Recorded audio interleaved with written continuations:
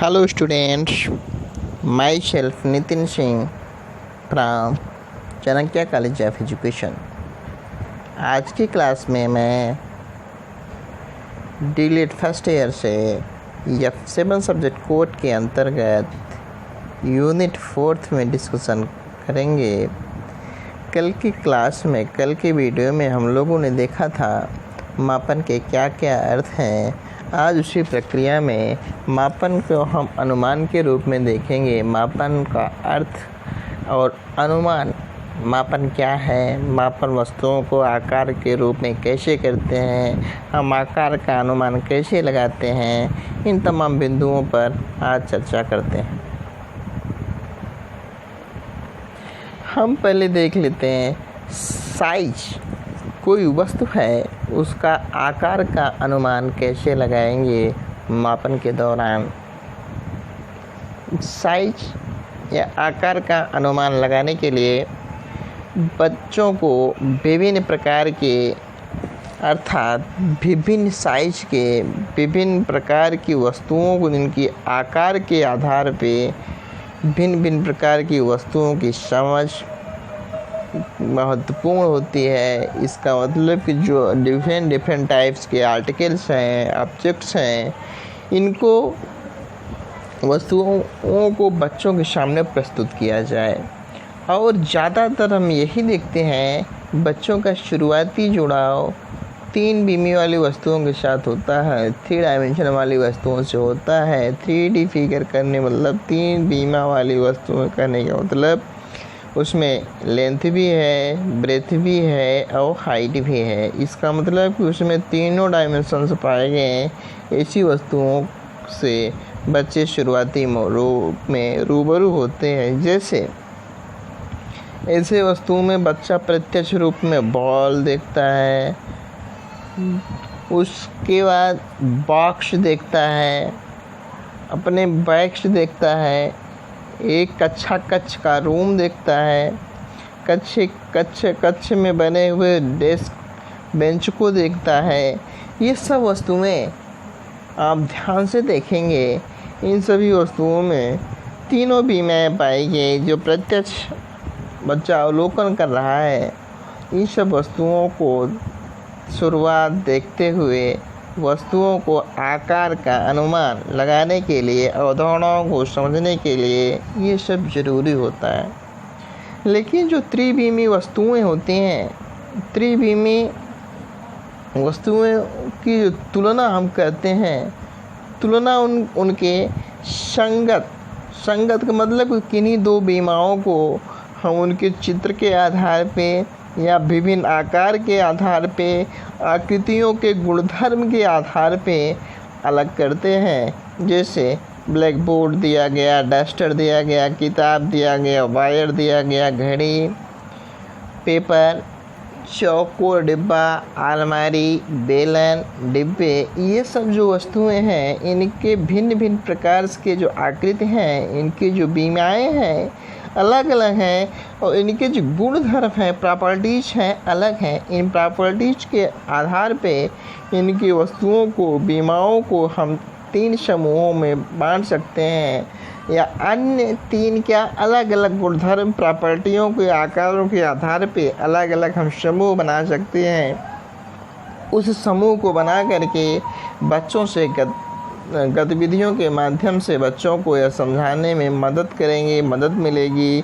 इससे एक बीमी वस्तुओं के साथ केवल एक संख्या, जैसे लंबाई जुड़ी हो, 2 बीमी वस्तुओं के साथ लंबाई चौड़ाई दोनों जुड़ी हो। यदि 1 डायमेंशनल आकृति है तो उसमें केवल लेंथ ही रहेगी।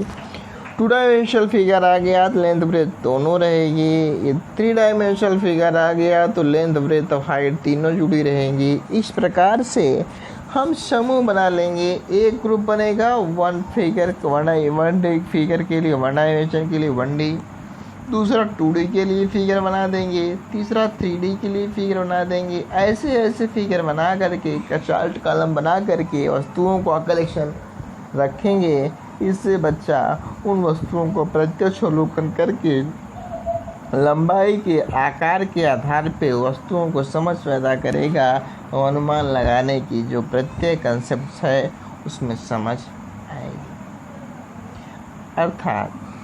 अतः इसके बाद विभिन्न जो वस्तुएं होती हैं, विभिन्न वस्तुओं को उनकी बीमाओं के आधार पे, जितने भी वस्तुओं की हम चर्चा किए उनकी जो डायमेंशन है बीमाओं के आधार पर अलग अलग समूहों में बांटकर उनसे संबंधित लंबाई, चौड़ाई, ऊंचाई आदि का मापन की समझ हम विकसित करनी चाहिए।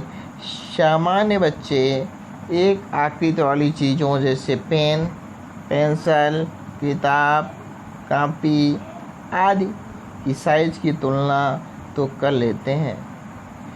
सामान्यतः जो बच्चे होते हैं वो पेन, आकृति, पेंसिल, कॉपी इत्यादि की तुलना तो कर लेंगे, किंतु अलग अलग आकृति, अलग अलग बीमाओं वाली वस्तुओं, चीज़ों के बीच की तुलना करना उनके लिए थोड़ा मुश्किल होता है।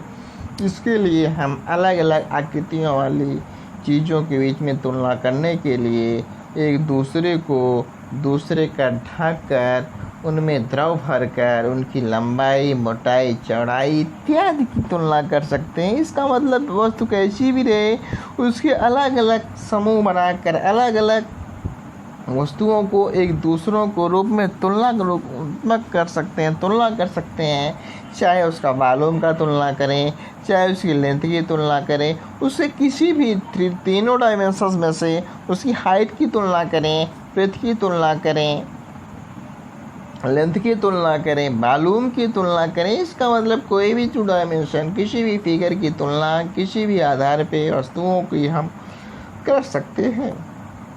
इसके अनुसार 9 वर्ष की कोई बच्ची 2 मीटर ऊपर लगे आम को तोड़ने के लिए कितनी बड़ी डंडी चाहिए 1 किलोग्राम दूध लाने के लिए सही बर्तन का चुनाव कर पाएगी, अर्थात अनुमान लगा पाएगी। वह अपना खिलौना पैक करने के लिए सही आकार साइज का डब्बा चुन पाएगी। इन सारी गतिविधियों के माध्यम से, क्रियाओं के माध्यम से बच्चों की आकार या साइज की अवधारणा समझ में आती है। इस प्रकार से किसी भी वस्तुओं के आकार, साइज के अवधारणाओं को हम इन तमाम प्रत्ययों के माध्यम से, इन तमाम एग्जाम्पलों की सहायता से करने का प्रयास करते हैं।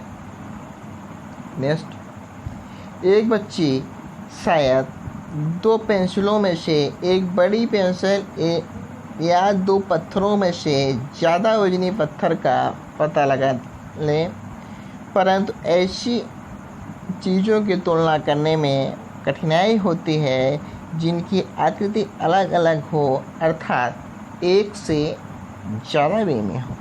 जो आकृति एक से ज़्यादा डायमेंशन की होती है, ग्रेटर देन 2 डायमेंशन, जिसमें दोनों डायमेंशन है, 2 डायमेंशन में से एक डायमेंशन उसकी अधिक होती है, तो इस प्रकार की वस्तुओं को में कंपैरिजन, उनकी तुलना करना जिसकी डायमेंशन 1 हो उससे कठिन होता है। जैसे हम 1 डायमेंशन फिगर को तुलना 1 डायमेंशन में करेंगे, ये चीज़ें आसान हुई, लेकिन 2 डायमेंशन की कंपैरिजन हम 2 डायमेंशन फिगर की जब कंपैरिजन करेंगे तो चीज़ें कठिन तो हैं, लेकिन इसके रूप में 1 डायमेंशन इमेज के रूप में, आकृति के रूप में 2 डायमेंशन की आकृति का जो तुलनात्मक करेंगे थोड़ा कठिन महसूस करेंगे।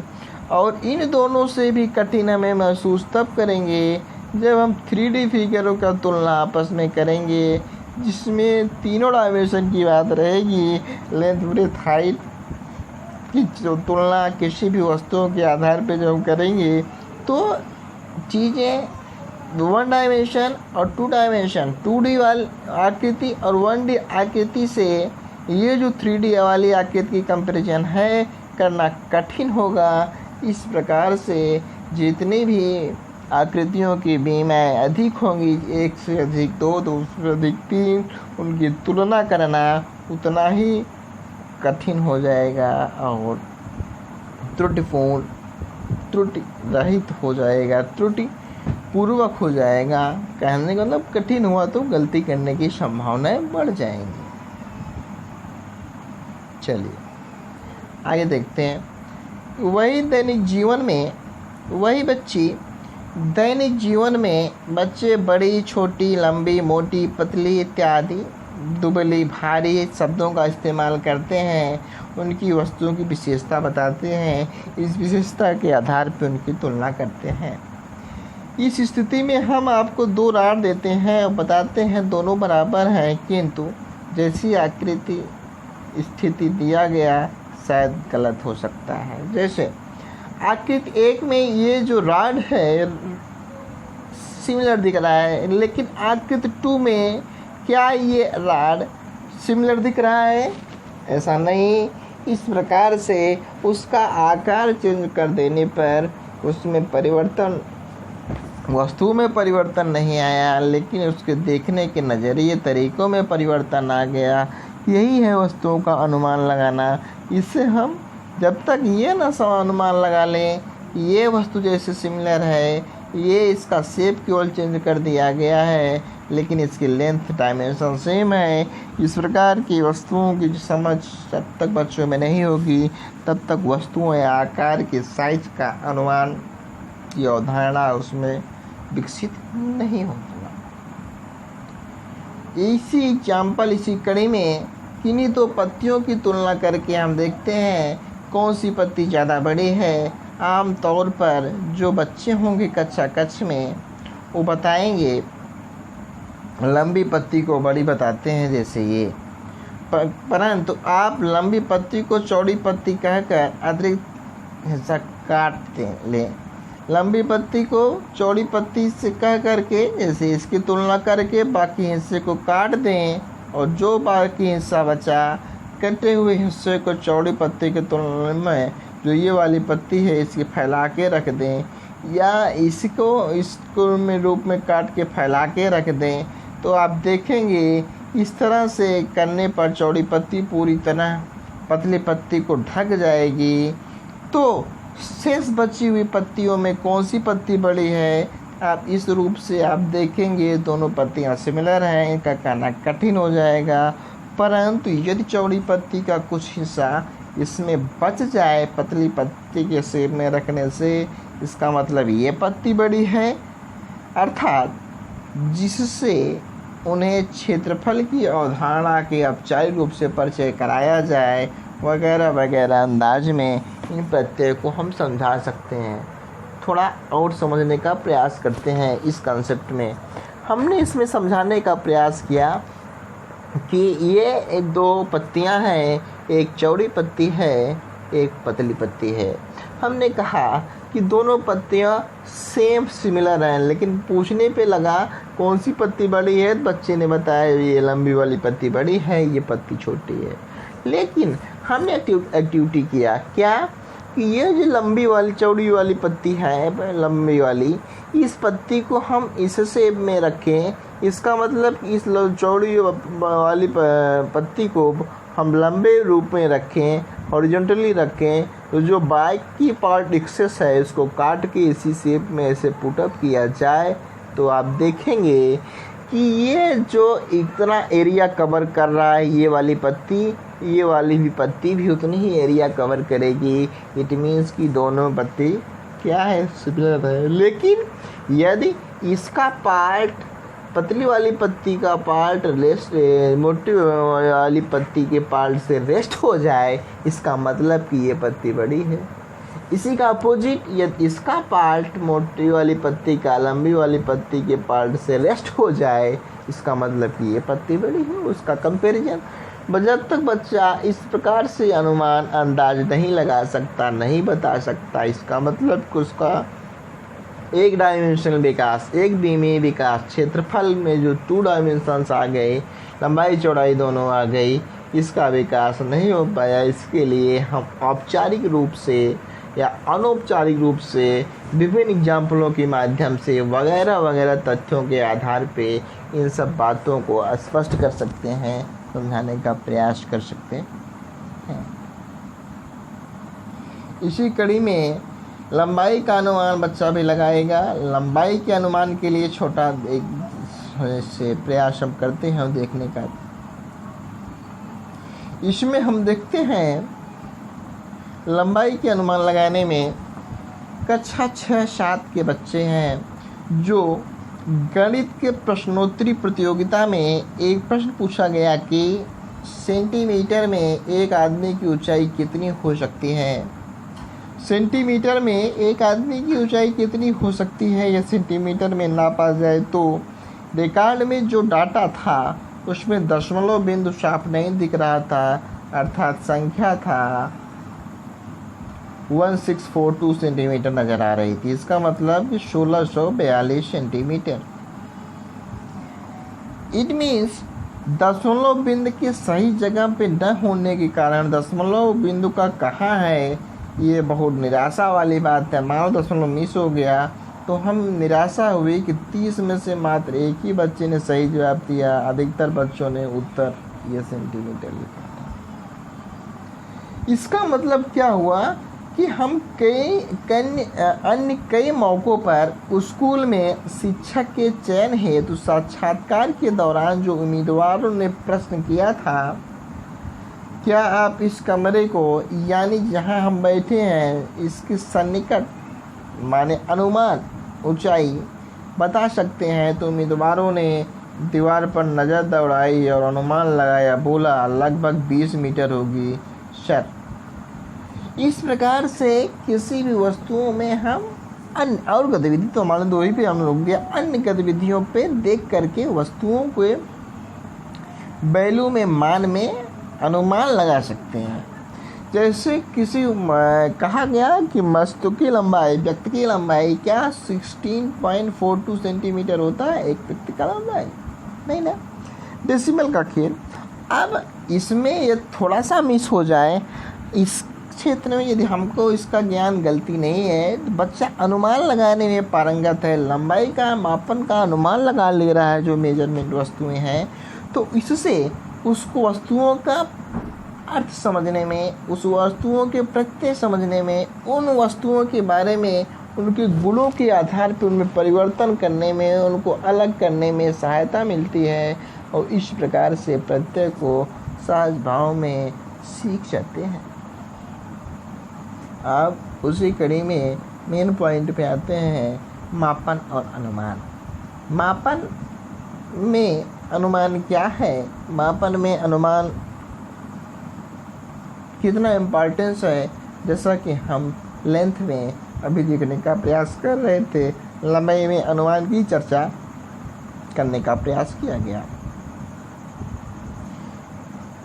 मापन में अनुमान महत्वपूर्ण भूमिका निभाती है। इट मीन्स मेजरमेंट के क्षेत्र में यदि हम गेस लगाने की बात करें जिसका बड़ा इम्पोर्टेंट रोल है, अनुमान वह प्रक्रिया है जिनके जरिए वगैरह किसी उपकरण कागज पेंसिल परिकल्पना किए गए हों, जिसको हम परिकल्पित एज्यूम करते हैं। परिकल्पना का मतलब कि संभावित है, संभावना किया गया, अनुमान लगाया गया कि एक सन्निकट उत्तर हासिल किया जाता है जिसके जरिए हम नाप में त्रुटियों को पहचान कर दूर कर सकते हैं। मापन का मतलब हम एक सन्निकट मान बोल सकते हैं, वो एक्यूरेट नहीं रहता है, लेकिन उसी के हेल्प से हम नज़दीकी मान ला करके एकदम एग्जैक्ट वैल्यू लाते हैं। बशर्ते बच्चे के पास इतना अनुमान का अनुभव होना चाहिए, शक्ति होनी चाहिए, क्षमताएँ होनी चाहिए, हुनर होना चाहिए, कलाएँ होनी चाहिए, जिससे वह इस प्रकार का उत्तर खोज ले और वह मेरा उत्तर उचित है, उस उचित उत्तर के नज़दीकी उत्तरों का वह अनुमान लगा सके। अनुमान एक तरह का मापन ही है जो कि दिमागी ढंग से मन में किया जाता है, जिसकी जानी पहचानी मानक या गैर मानक इकाइयाँ भी होती हैं। उन इकाइयों के रूप में भी हम अनुमान लगा सकते हैं और लगाते हैं। हम अनुमान की बात कर रहे हैं, किसी वस्तु को नापने के लिए, मापने के लिए पहले बच्चों को उसकी लंबाई का अनुमान लगाने के लिए प्रोत्साहित किया जाना चाहिए। किसी भी वस्तु का हम मेजरमेंट करना चाह रहे हैं, मान लीजिए डिस्क का मेजर कर रहे हैं, मान लें ब्लैक बोर्ड का मेजर बच्चों के सामने सिखा रहे हैं, तो पहले हम बच्चों से कहेंगे आप अनुमान लगाइए कि कितना सेंटीमीटर है, कितना मीटर है, तो बच्चा अनुमान लगाएगा। इससे होगा क्या, तब वे मापन से प्राप्त संख्या का अर्थ देख पाएंगे। जब वो अनुमान लगा लेंगे, जब हम मापन करेंगे तो उसके नज़दीकी मान पाएंगे। इससे मापन में अनुमान लगाने का प्रत्येक कॉन्सेप्ट, उसका मतलब बच्चे समझ पाएंगे। यदि कोई बच्चे गलती से मीटर स्केल को उल्टा पकड़कर उल्टा कवर कर दे और डिब्बे की लंबाई मापने लगे तो 37 सेंटीमीटर ऊंचाई, तो क्या होगा, वह 60 सेंटीमीटर का अंक पढ़कर आगे निकलने लगेगी। अर्थात अगर ये उसके मापने के पहले अनुमान लगाया होता डिब्बे लगभग 40 सेंटीमीटर है, तो शायद उसके मापन में जांच कर लेती, अपनी गलती को पकड़ लेती। इट मीन्स मापन में जो अनुमान की बात है, जो किसी भी वस्तु में अनुमान लगाते हैं, वो हमारी त्रुटियों को पहचानने में आसानी करती हैं। उसकी हेल्प से अपनी हो रही गलतियों को हम सहज भाव में समझ जाते हैं। वस्तुओं का अनुमान लगाए रहते हैं कितना होगा, ये बहुत ज़्यादा वैल्यू आएगी हमारे एग्जैक्ट वैल्यू से, इसका मतलब हमें कहीं ना कहीं गलती कर रहे हैं और उस गलती को समझने का प्रयास करेंगे। अपनी गलतियों को समझते हैं हम मापन या किसी वस्तुओं को अनुमान लगा करके नज़दीकी मान, हम गणित के प्रश्नों में अनुमान लगाते हैं। गणित का कोई प्रश्न गुणा करने की बात है तो हम अनुमान लगा देते हैं कि हाँ इतना होगा। जैसे अनुमान की बात गणित मल्टीप्लिकेशन में समझते हैं कैसे, जैसे ये कोई संख्या है 32 मल्टीप्लाइड बाई 31।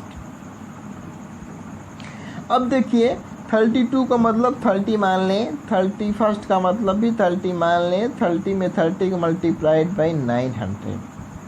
अब हम अनुमान लगा देंगे 32 है 31 है, इसका मतलब कहीं ना कहीं 1000 के नियर अबाउट इसकी वैल्यू आने वाली है।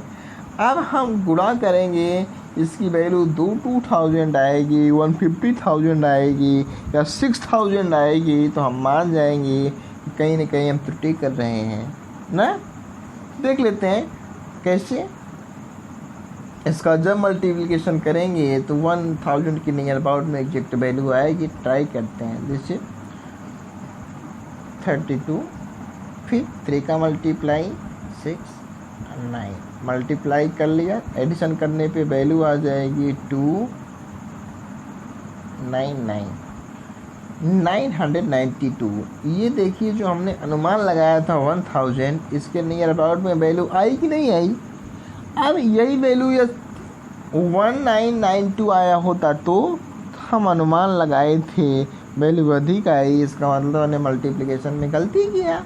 या हमने अनुमान लगाया था 1000, इसकी वैल्यू 600 के नियर अबाउट में आ जाती, तो कहीं ना कहीं हम गलती कर रहे हैं। अपनी गलती को समझने का प्रयास करेंगे।